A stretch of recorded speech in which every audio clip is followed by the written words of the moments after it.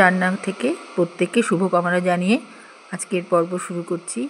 আজকে টমেটো পনিরের একটি অন্যরকম রেসিপি নিয়ে এসেছি, যেটা রুটি দিয়ে খেতে খুব ভালো লাগে। রুটির সঙ্গে খাওয়ার জন্যই আমি এটা তৈরি করেছি আজকে। দেখা যাক কীভাবে কী করছি। আমি এখানে টমেটোগুলোর ভিতর থেকে শাঁসগুলো বার করে নিচ্ছি, আর এখানে পনির রাখা আছে, আদা বাটা আর কাঁচা লঙ্কা বাটা রাখা আছে এই থালার মধ্যে।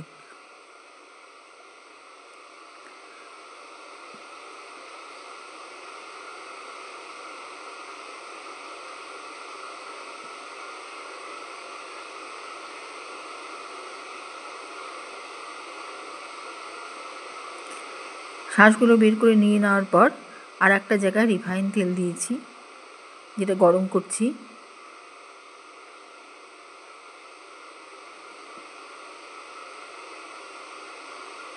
এখানে দিচ্ছি স্লাইস করে কাটা আলু, ফুলকপি আর মটরশুঁটি। ছোটো ছোটো করে কাটা ফুলকপি, স্লাইস করে খুব পাতলা করে কাটা আলু আর মটরশুঁটি। এটা আমি জল দিয়ে সেদ্ধ করব না, এটা অ্যাকচুয়ালি সবজির রসেই সেদ্ধ হবে। এখানে হলুদ নুন দিয়ে দিলাম। এটা একটু ভাজা ভাজা হতে থাক।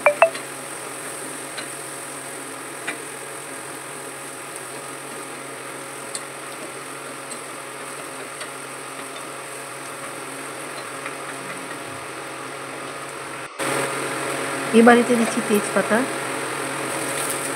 মাখন,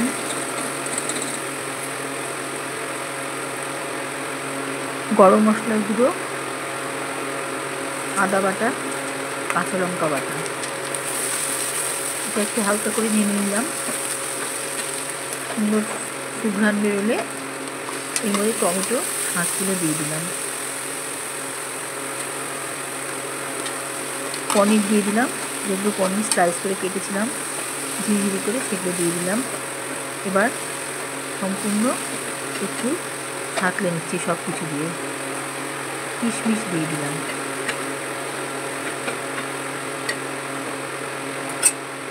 ধনে পাতা, সানরাইজ গরম মশলার গুঁড়ো,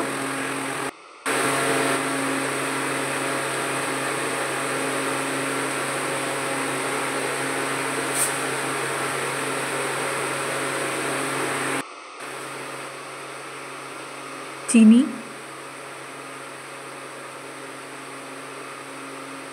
এটা একটু মিষ্টি মিষ্টি খেতে হবে, কারণ চিনিটা বেশি দিতে হবে।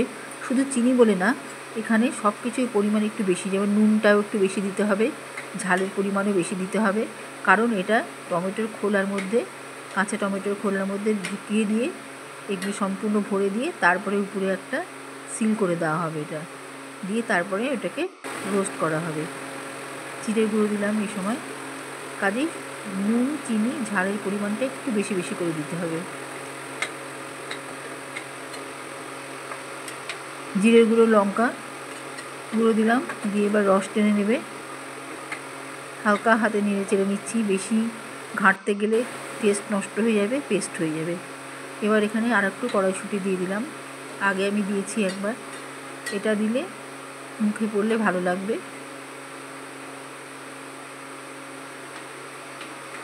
এই পুরটা অসামান্য স্বাদের খেতে লাগে। শুধু পুরটা দিয়েই যে কোনো কিছু খাওয়া যায়, রুটি, লুচি, খুব সুন্দর লাগে খেতে পুরটা। কাজেই এই পুরটা টমেটোর মধ্যে ভরে যদি এটাকে তেলে একটু রোস্ট করে নেওয়া যায়, তার স্বাদ অসামান্য লাগবে, কোনো সন্দেহ নেই।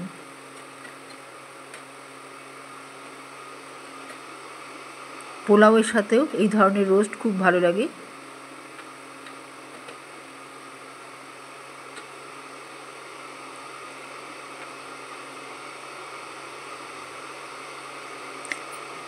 আমি ওই জন্য আর একটু বেশি লবণ দিয়ে দিলাম, যাতে একটু চোখা ভাবটা আসে। সব কিছুতেই একটু বেশি বেশি করে দিয়ে দিলাম।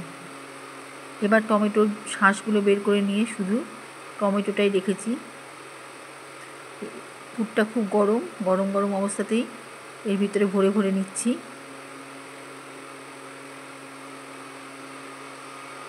দেখেই লোভ লাগছে, এত সুন্দর লাগছে। পুরটাও তেমন সুন্দর সুস্বাদু।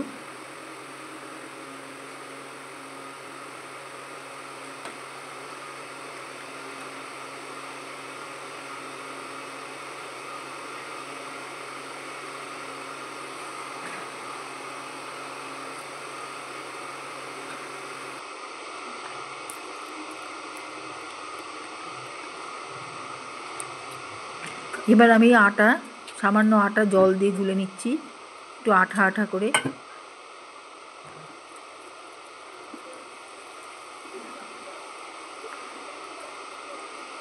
এবার এই পুরটাকে ঢেকে দিব, যাতে রোস্ট করার সময় বেরিয়ে না আসে। তাছাড়া খাওয়ার সময় আটা শুদ্ধ খেতে গেলেও খুব ভালো লাগবে, আটা সমেতই খেতে হবে। এটা পোলাও, রুটি এই দুটোর সঙ্গে ভীষণ ভালো লাগবে খেতে।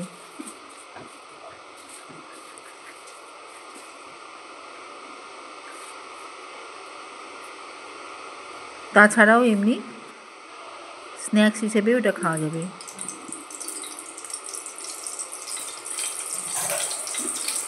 এখানে আমি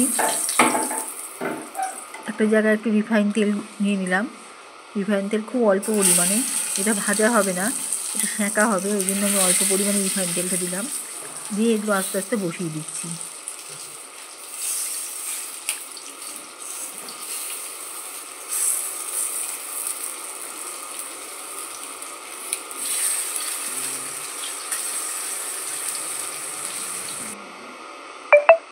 এবার এটা আস্তে আস্তে ঢাকা দেওয়ার পরে এটা অনেকটা জমে এসছে। এটা ঢাকা দিয়ে রেখেছিলাম, ঢাকা দিয়ে খুব লো ফ্লেমে এটাকে ঢাকা দিয়ে রেখেছি, কুক করেছি। এবার আস্তে আস্তে সাইডগুলো টমেটোর একটু সরিয়ে সরিয়ে দিচ্ছি, যাতে সব দিকে যেন টমেটোটা কুক হয়ে যায়। ওই জন্য এটা উল্টে দেওয়া যাবে না, উল্টে দিলে পুরগুলো বেরিয়ে আসবে। কাজেই সম্পূর্ণ খুব হালকা আছে এগুলো ঘুরিয়ে ঘুরিয়ে সম্পূর্ণটাকে নরম করে নিতে হবে টমেটোটাকে, তবেই খেতে খুব ভালো লাগবে। শুধু এই টমেটোগুলো ঘুরিয়ে দিতে হবে, চারপাশে যেন গরম তেল পায় আর নরম হতে থাকে।